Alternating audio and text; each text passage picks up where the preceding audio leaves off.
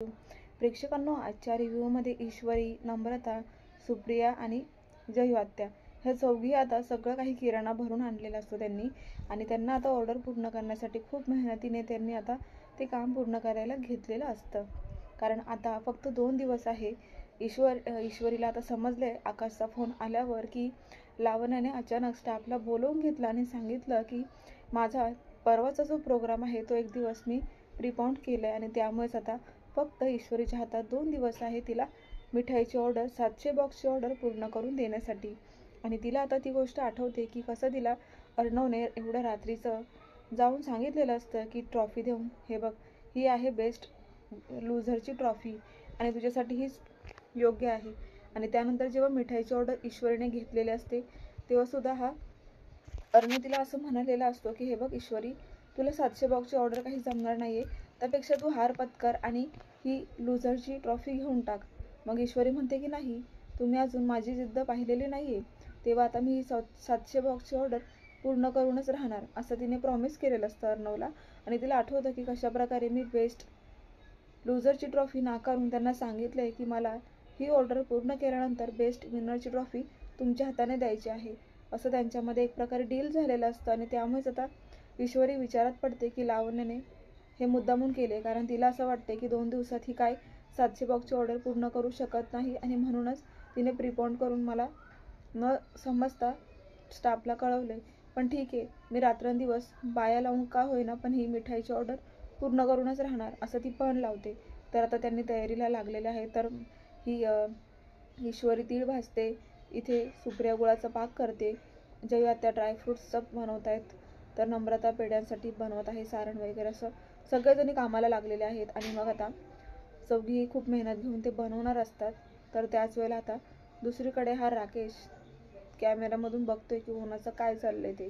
त्याला हे बिलकुल पटत नाहीये, कारण ईश्वरी आणि अर्णवमध्ये कशा प्रकारे फूट पडेल याचाच तो विचारात असताना इकडे आता अर्णवसाठी ईश्वरी इतकी मेहनत घेते हे पाहून अर्थात तो जळतोय. त्याला खूप जळफळाट होतो त्याला समजत नाहीये की ज्या माणसाने तिला कामावरून काढलंय त्याचीच ऑर्डर घेऊन ही काय सिद्ध करायला निघाली आहे, असं तो कुठेतरी विचार करत असतो.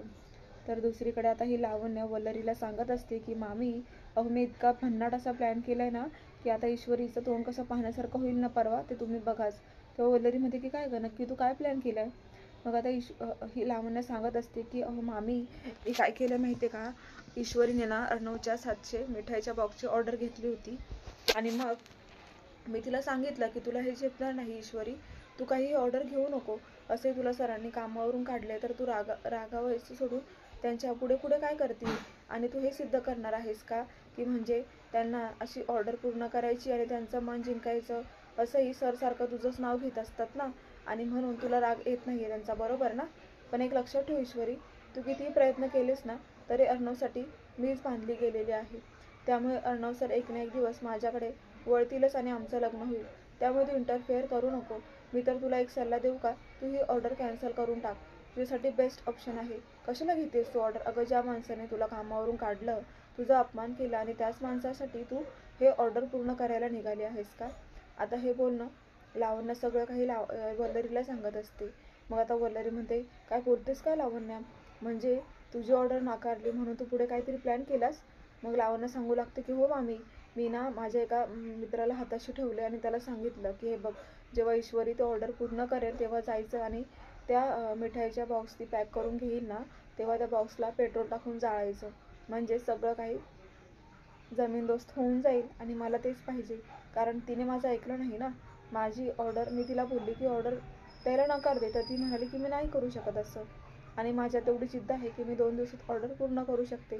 मग मामी, आता मला बघायचंच आहे की ही ईश्वरी कसं तिचं ऑर्डर पूर्ण करते ते. तुम्हाला काय वाटलं, ती मला फसवेल? नाही, मी आता असा प्लॅन केला आहे ना, भन्नाट प्लॅन, की कोणालाच कळणार नाही की हे सगळं मी केलं आहे. आणि दुसरं म्हणजे अर्णव सरांना राग येईल, आणि मला हेच पाहिजे की ईश्वरी कसं ती ऑर्डर पूर्ण करू शकत नाही, कारण इकडे मी स्टाफला पण सांगितलं आणि मी प्रोग्राम त्याच्यासाठीच ठेवला होता आणि सगळ्यांना मिठाई पण द्यायची होती. पण जेव्हा ईश्वरी येऊन सांगेल ना की ऑर्डर पूर्ण झालेली नाही आहे, तेव्हा मला बघायचं आहे की अर्णव सर आता कशाप्रकारे त्या सगळ्या स्टाफसमोर ईश्वरीवर कसं रिॲक्ट होतात ते. असं काही आता ही लावण्य वल्लरीला सांगत असते. आणि आता तितक्यात वल्लरी म्हणते की मग झालं का गं, तुझ्या मित्राने केलं का ते काम? आज तर पहिलाच दिवस आहे म्हटल्यावर त्यांची ऑर्डर कशी आता पूर्ण करायला घेतलीच असेल ना त्यांनी. मग आता लावण्याला फोन वाजतो आणि ती म्हणते की हे बघा मामी, तुम्ही बोलल्या काय, आणि इकडे लगेच फोन पण आला.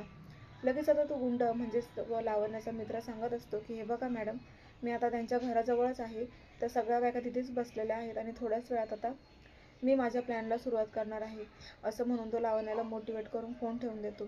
तर आता इकडे ईश्वरी, लावण्य, नम्रता सगळ्यांनी आता ऑर्डर पूर्ण केलेली असते आणि सगळे असे मोठे मोठे बॉक्स आणून त्या छोट्या बॉक्सची पॅकिंग मोठ्या बॉक्समध्ये करत असतात. मग आता त्यांना खूपच भारी वाटत असतं, कारण पूर्ण असा हॉलमधला त्यांचा पूर्ण भाग हा भरलेला असतो. आणि आता ईश्वरी म्हणू लागते की बघा, मी बोलली होती ना ही ऑर्डर कशी करून आपल्याला पूर्ण करायची आहे, तीही 700 बॉक्सची. मग आता ईश्वरीला मनात पुन्हा ती गोष्ट आठवते की कशा प्रकारे अर्णव सर मला म्हणाले होते की तुला ही 700 बॉक्सची ऑर्डर काही झेपणार नाही, त्यापेक्षा तू हार पत्कर आणि माझ्याकडून बेस्ट लुझरची ट्रॉफी घेऊन टाक. पण तेव्हा तिने नकार दिलेला असतो, कारण ती म्हणते की मी हारणाऱ्यातली नाही आहे, मी खूप जिद्दी आहे आणि मी मिठाईचं हे 700 बॉक्सची ऑर्डर पूर्ण करूनच राहणार, आणि म्हणून तुम्ही त्या दिवशी मला बेस्ट विनरची ट्रॉफी पण द्यायची आहे, असं तिने कबूल करून घेतलेलं असतं अर्णवकडून. आणि म्हणून तिला आठवतं की आता मी अर्णव सरांना तोंडावर पाडणार, असं ती म्हणत असते. तर मग त्यांची ऑर्डर पूर्ण झाल्यावर इकडे जय आत्ता म्हणतात की एक काम करायचं का, आपण आता आधी जेवायचं बघायचं का, मग बाकीची कामं करू ना. तेव्हा ईश्वरी म्हणते की हे बॉक्स ना आपण घरामध्ये ठेवायला पाहिजे. पण मग जय आत्ता म्हणतात की ठेवूयात ना, मग अगं एवढे बॉक्स आहे, ठेवायला वेळ जाईल ना, त्यापेक्षा आपण आतमध्ये जाऊ, जेवण करू आणि मग बाकीचे राहिलेले कामं करू. ईश्वरी म्हणते ठीक आहे, आता तुम्हाला खूपच भूक लागली आहे तर आधी आपण जेवणाचंच बघूया, असं म्हणून ईश्वरी, लावण्या, सुप्रिया, नम्रता सगळे आता घरामध्ये येतात आणि जेवण करत असतात. त्याच वेळेला 2-3 घास खाल्ल्यावर त्यांना असा स्मेल येऊ लागतो, कारण इकडे आता लावण्याचा जो काही मित्र आहे तो तिथे आलेला असतो आणि कोणी नाही आहे म्हटल्यावर तो आता त्याचं पेट्रोलचं कॅन ओपन करतो आणि त्या मिठाईच्या बॉक्सवर टाकू लागतो. सगळे मिठाईच्या बॉक्सवर टाकून आता तो माचीस काढून आता त्या मिठाईला कसं जाळायचं याचाच विचार करत असताना तिकडे ईश्वरी आता जयात्याला सांगते की मला ना असं वेगळाच उग्र वास येतोय, म्हणजे रॉकेल पेट्रोल असं काहीतरी असतं ना त्याचा. मग आता ईश्वरी म्हणते की थांबा आत्यांनी बघून तरी येते ना. म्हणून आता ईश्वरी बाहेर येते आणि बघते तर तिचे बॉक्स ओले झालेले असतात आणि तिला स्मेल घेतल्यावर लक्षात येतं की ह्या बॉक्सवरती पेट्रोल ओतलेलं आहे. तिला खूप मोठा धक्का बसतो, पण तोपर्यंत तो गुंड पळून गेलेला असतो. ईश्वरीला माहीतच पडत नाही की ते कोणीतरी आलं होतं आणि कोणीतरी माझ्या बॉक्सवर पेट्रोल टाकलेलं आहे. आणि मग आता ती आताच ओरडू लागते की आई, आत्या, ताई अगं बाहेर या, इकडे बघा काय झालंय. खूप रडू येत असतं तिला आणि पूर्णपणे आता ती खूपच घाबरलेली असते की हे कोणी केलंय, का केलंय, माझी ऑर्डर अशीच आता खराब झाली आहे, कसं करू मी, अर्णव सरांना ऑर्डर कशी देऊ, असे बरेच प्रश्न आता ती करायला लागते. आणि सगळ्याजणी बाहेर येऊन पाहतात तर आता त्या मिठाईच्या बॉक्सवर पेट्रोल सांडून पूर्ण असा वास पसरलेला असतो आणि सगळ्यांनाच मोठा धक्काच बसतो. तर सुप्रिया म्हणतात की अगं ईश्वरी, हे काय झालं, आपण एवढा खर्च करून एवढ्या मेहनतीने ही मिठाई बनवली आणि एका क्षणात ती धुळीत मिसळली, आता अशी वास असलेली मिठाई कोण खाणार आहे, तेव्हा आपण काय करायचं ईश्वरी, आणि हे कोणी केलंय. आता ईश्वरी पण रडत असते. ती म्हणते की आई, मलाच काही समजत नाही, आपण काय करायचं गं, एवढी मोठी ऑर्डर मी घेतली तर होती, पण माझ्या मेहनतीला फळ नाही आलं, आता मी सरांना काय उत्तर देऊ. अगोदरच त्यांनी मला सांगितलं होतं की तू हार पत्कर आणि बेस्ट लुझरची ट्रॉफी घेऊन टाक, पण मी त्यांना नकार दिला आणि इतकं कॉन्फिडन्सली त्यांना जिद्दीने सांगून पण आली की ही ऑर्डर मी पूर्ण करूनच राहणार, आणि आता मी तोंडावर नाही का पडली, पण याच्यामागे कोण असेल, कोणी केलं हे. म्हणून आता ईश्वरी म्हणते की आपल्याला कोणाची तरी मदतीची गरज आहे, मी आताच राकेश सरांना फोन लावते. आणि म्हणून ती राकेशला फोन लावून विचारते की राकेश सर, तुम्ही फ्री आहात का. मग राकेश म्हणतो की का, काय झालं.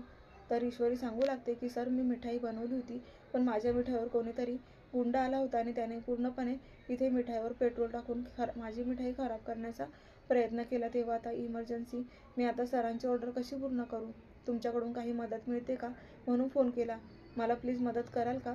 तेव्हा आता हा राकेश, हा मूर्ख आणि भामटा राकेश किती स्वार्थी आहे बघा. आता तो असं म्हणतोय लावण्याला की अगं सॉरी ईश्वरीला, की अगं ईश्वरी, तुला माझी मदत हवी होती का, अगं पण मी तुला ह्यावेळेस मदत नाही करू शकत, कारण मी तर पुण्याला आलोय, मी माझ्या घरी नाही आहे.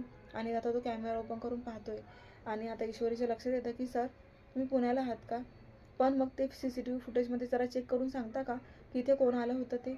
मग आता राकेश ते CCTV फुटेज चेक करतो आणि त्या ईश्वरीला सांगतो की हे बघ ईश्वरी, CCTV फुटेजमध्ये कोणीतरी आलं होतं हे दिसतंय, पण तो माणूस कोण आहे हे लक्षात नाही येते.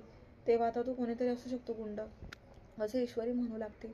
ईश्वरी म्हणते की सर, तुमची मदत नाही होणार, मग ठीक आहे, आता माझं मी हँडल करते, असं म्हणून ती फोन ठेवते. पण हा राकेश इकडे विचार करतो की कोण आहे याच्या मागे, कोणी ईश्वरीची मिठाई खराब करण्याचा प्रयत्न केलाय. आणि हिला तर माझी मदत हवी होती ना. मी काय हिचा हमाल आहे का? फोन करेल आणि लगेच हिच्या मदतीला मी जाऊ? मला काय करायचं आहे? हा, पण ही एक गोष्ट चांगली घडली की ईश्वरीने अर्णवची ऑर्डर घेतली होती आणि ती फिसकटली आहे. मला तर आनंदच आहे याच्यात, कारण मलाही वाटत नाही आहे ना की ईश्वरीने अर्णवची ऑर्डर पूर्ण करावी ते. पण मग हा आहे तरी कोण नक्की? कोणी सांगितलं याला ही ऑर्डर खराब करायला? याचा तपास करावाच लागेल मला, असं म्हणत असतो तो.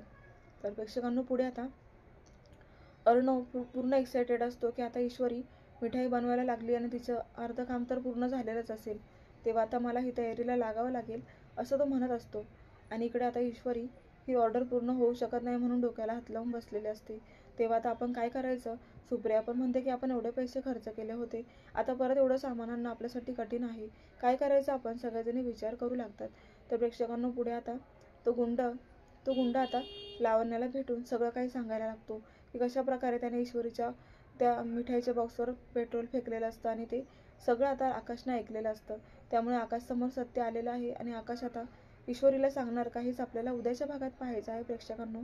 आणि आता लावण्याचं हे कांड अर्णवपर्यंत पोहोचणार का? पोहोचायलाच पाहिजे, कारण लावण्य ही लायकी नसलेली लावण्य, हिचं सत्य आता अर्णवला कळाल्यावर तो कसं तिला धुडकावून लावतोय ना, हेच आपल्याला पाहायचंय. तर प्रेक्षकांनो, तुम्हाला आजचा भाग कसा वाटला कमेंट करून नक्की कळवा. तर आज आपण इथेच थांबणार आहोत. भेटूया उद्याच्या भागात.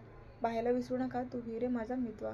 अशाच डेली अपडेट लेटेस्ट रिव्ह्यूसाठी चॅनलला सबस्क्राईब करा. धन्यवाद.